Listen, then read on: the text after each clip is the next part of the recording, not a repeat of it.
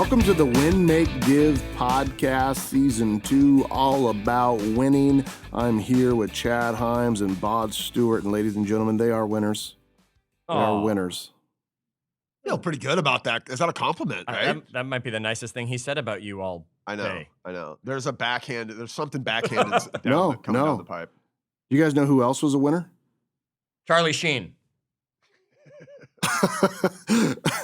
I wasn't who I was thinking of, but good guess. This gentleman, he was born in 1850. His name was Caesar Ritz.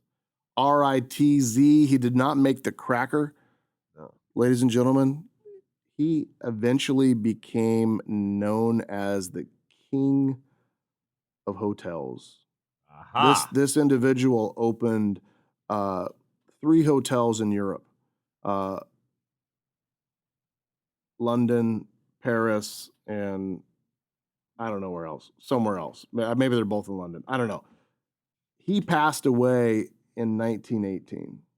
However, in 1927, a developer named Edward Weiner actually bought the rights to the Ritz-Carlton brand name. And they started renting rooms at $15 a night in Boston. The Ritz-Carlton brand expanded to Philadelphia, New York City, and many others. But the Great Depression decimated all of them except for the original Boston hotel.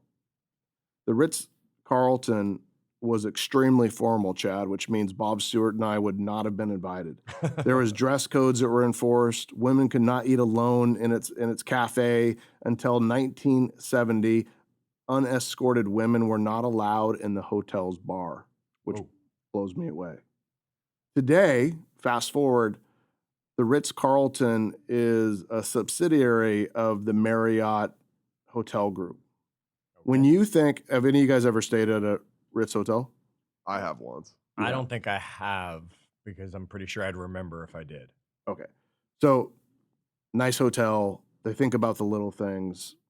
The CEO of the Ritz-Carlton, more present day, wrote a book.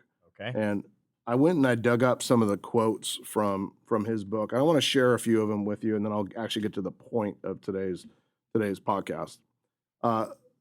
The CEO and author of the book was named Horst, H-O-R-S-T, Schulze, S-C-H-U-L-Z-E,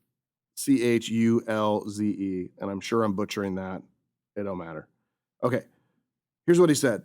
After analyzing thousands upon thousands of comment cards and surveys over the years, I can tell you that 2% of customers simply cannot be pleased. They're clearly irrational. They want things you can't afford, or they want things that'll irritate the other 98%. I call this small population the jerk factor. Yeah. That's going to be a term we're going to start using. We know this. We if you run a business at any scale, you know this. In fact, I read something not too long ago about Sprint, cell phone carrier, right? Yeah, they fired like 2% of their customers. Yeah, they went out and found the 2% that were making up the vast majority of their problems and their calls and their support issues, and they just let them go. They just sent them a letter that said, hey, unfortunately, we're unable to continue servicing your account. See you later. Some of it wasn't the customer's fault. Some of it, they just couldn't ever figure out the issue, whatever that might be, and they just said, hey, it was easier just to move on. That's a good lesson. Another one. Loyalty is not cemented by extra points, gimmicks, or goodies. It is rather confirmed by fulfilling the customer's expectations every time they make contact with us. I love that. Sometimes a customer service problem, or any defect for that matter, is rooted as much as 5 steps away from where it shows itself. One solitary person at a counter somewhere can't solve it alone. It needs to the best thinking of everyone connected to the process, because they are fully committed to giving the customer every reason to keep coming back again and again. He said, service always implies caring. I find that simple sentence pretty profound. Absolutely. Short and sweet. Service always implies caring. When you provide great service, it just says you care about your brand and your customer and your employees, right?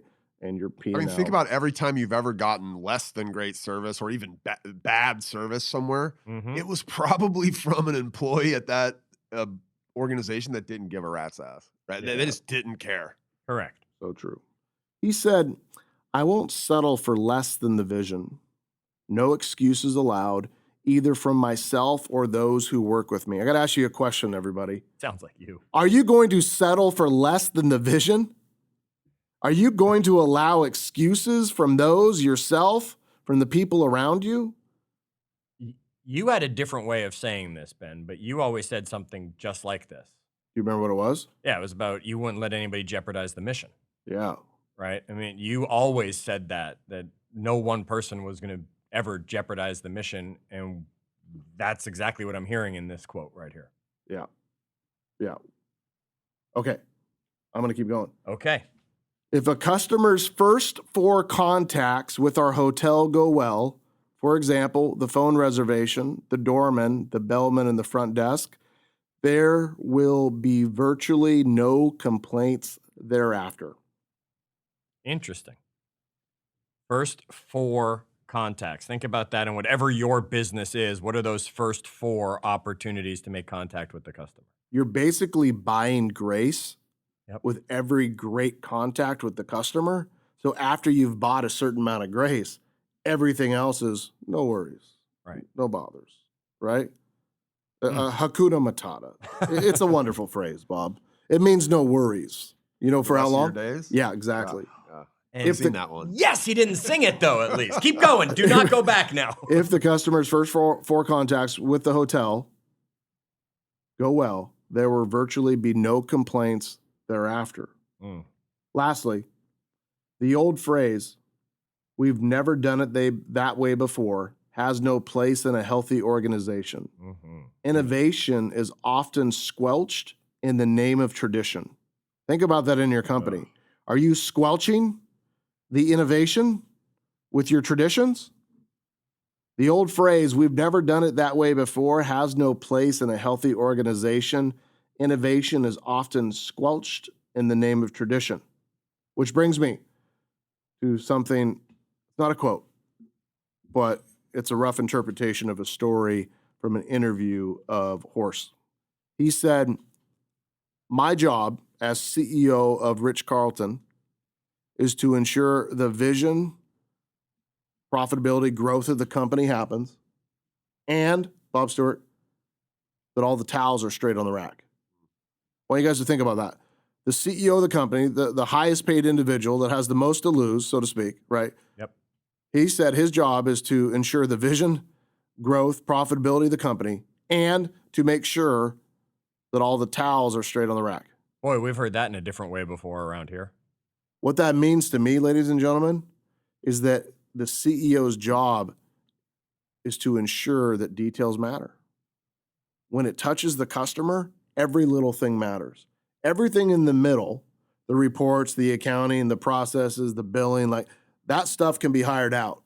But you never hand out the job of growth and vision or the towels are straight on the rack. I mean, to me, that's like inspecting what you expect. Or something. That's like getting all the way down and just making sure those details never, basically that person doing that job isn't jeopardizing the mission or isn't. Sounds to me like he's everything from janitor to CEO. He's going to go into those rooms and make sure those towels are straight if that's what he needs to do to make sure the experience is right for the customer. I think he's saying he's janitor and CEO. He's not everything in between. Everything in between he hires.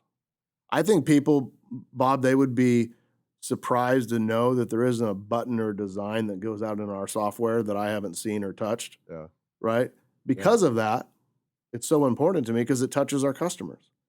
I get irritated when it creates an extra click or it's not a great experience or it doesn't look right, right? Yeah. And my job is to find people that care as much about that as me, right? You're a great example of that. Josiah is a great example of that. People that look and care about are the towels straight on the rack, and that matters to them. instead of somebody says, it's just the towels. Not just the towels. That towel is part of this overall painting that says this is the perfect room, right? That they've thought about the little tiny details. And it's the little tiny details that really make you a CEO. So I want to jump into a short conversation, but I'm going to call this the 4 duties of a CEO with a little bit of a Ritz-Carlton sidetrack. Okay. This podcast has not been sponsored by Ritz-Carlton, but we would accept your money, and please send it to Free room. I'll take a free or free room. room. That'd be good. We don't need the money. Yeah, we'll take the rooms. Yes. That'd be good. That'd be good. Okay. The duties of a CEO. I've been thinking long and hard about what are the duties of the CEO. And I came up with a list of 4 things that I think at the end of the day, you can have other people help you, but you don't get to hand this responsibility 100% away. Number 1, Chad, recruit talent. The job of the CEO is to ensure that you have quality, amazing people joining your company, and you're going to do whatever it takes to find them. Okay. But is the CEO the one doing the recruiting? You guys should take a look at my LinkedIn account, and you can see the hundreds or thousands of messages that I send to people when I feel like I identify somebody or I feel like I have a missing person. At the end of the day, it's my responsibility. I may have other people search for that person, but if we don't have them at the end of the day, it's going to affect me the most, so I need to go find that person. Okay. Number 2, the second duty of a CEO, to retain the talent. There's no reason to continue to bring amazing people into your world if you lose all of them on the way out. Yep. Make sense? Absolutely. Just a quick question for you, because, when I think about our organization, there's, I don't know how many, 5, 6, 7, 8 people that you interact with on a really, daily basis, basically. And then, but the talent often lives below that level. Like how much do you have your hands at that next level of talent? Are you, and I know the answer to this, I just want people to hear this answer. Like how much effort are you putting into retaining those people yourself versus having your leaders retain that talent below them? Did you have a relationship with your grandma? Yeah. You did? Yeah. Did she reach out to you? No, not really. Mine did all the time. Okay. Thank you. You can shift the conversation. My grandma had 27 grandchildren. I was like number 25. She could hardly remember my name by the end. I was the oldest and first of the grandchildren. Okay. So back to my point. Thanks for ruining it, Bob. Did you have a great grandma? I did. Did you know that one very well? Yeah. Grandma Lauer. Actually, ladies and gentlemen, I'm gonna go. I never knew my great grandma. Okay.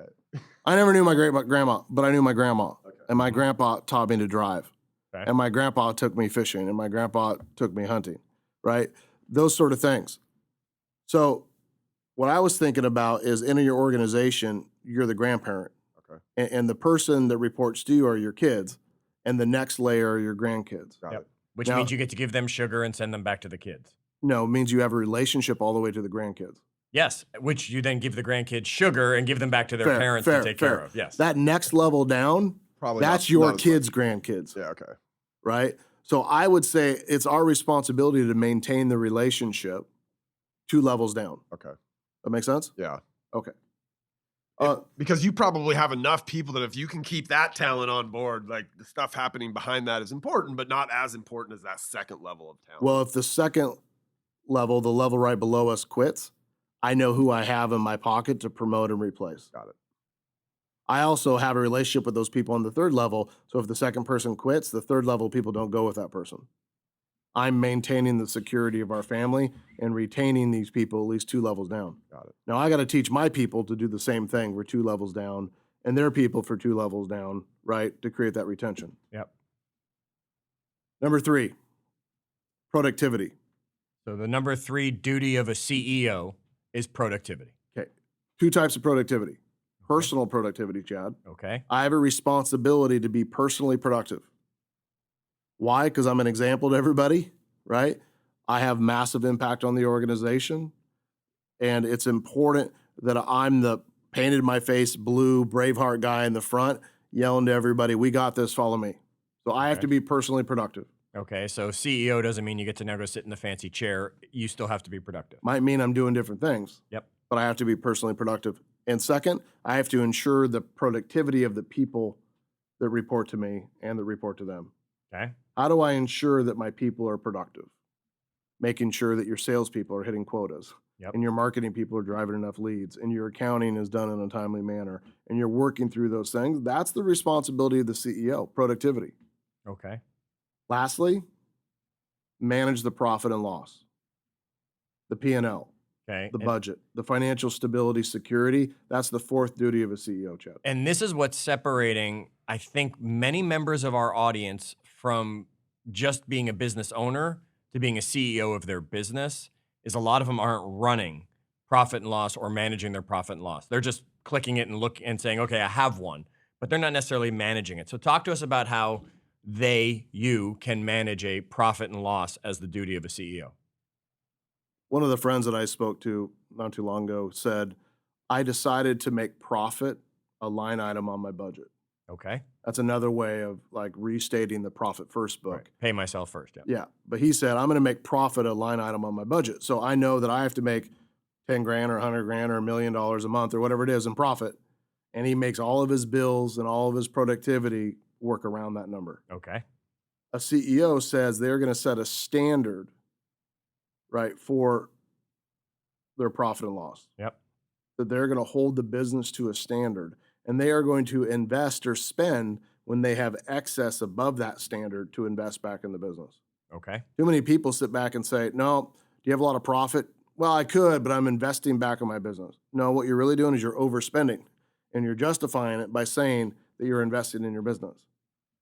When you pick a spot to say my business has to operate at 20% margin or whatever, everything above that you can invest because you decided that's where your needle's at. You're managing your P&L. If you know where you're at for the month, your expenses, your reserves, your profit, you're managing your P&L. Okay. If you don't know that, you're not. Your business and your money is managing you, and it becomes stressful. You don't calculate this number and put it on the spreadsheet and collect all the bank. Ross and his team does that in our world, but you're very closely tied to that. Oh, yeah. I know the profitability of the vast majority of our place partners by heart. I know the amount of profit that our software companies make every month by heart, right? I know that. I know our market centers, our real estate brokerages, our mortgage companies. I know those numbers. I'm always looking at it. It's important to me because that's how I'm going to measure success in our company, because that profit is what allows me to do good, to give money away, to give people raises, to hire more people, to invest, to protect ourselves. It's such a key metric. To do a podcast where we pay to do it instead of worrying about an That kind of income on it. stuff. Yeah. Right?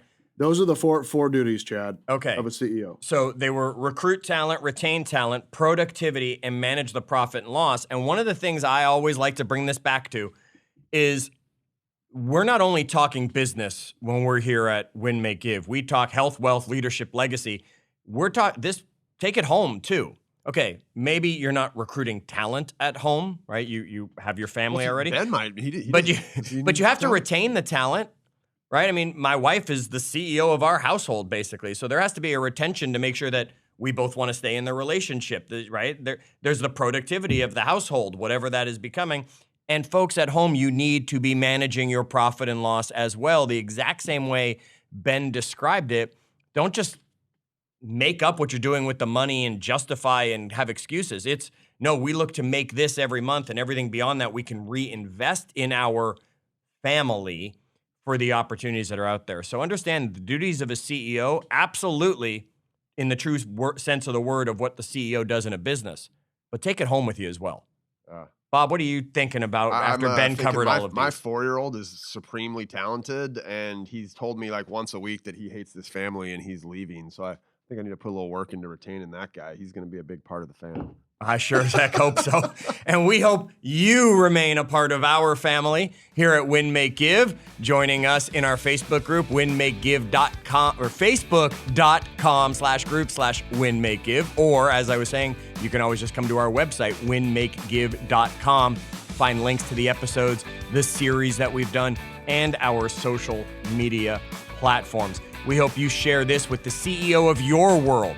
Who is it that is your CEO that you're working with? Make sure they know the duties of a CEO. Or who do you know that's about to go stay at a Ritz-Carlton? Send them this so they know what to expect before they get there. Until our next episode, as always, do good.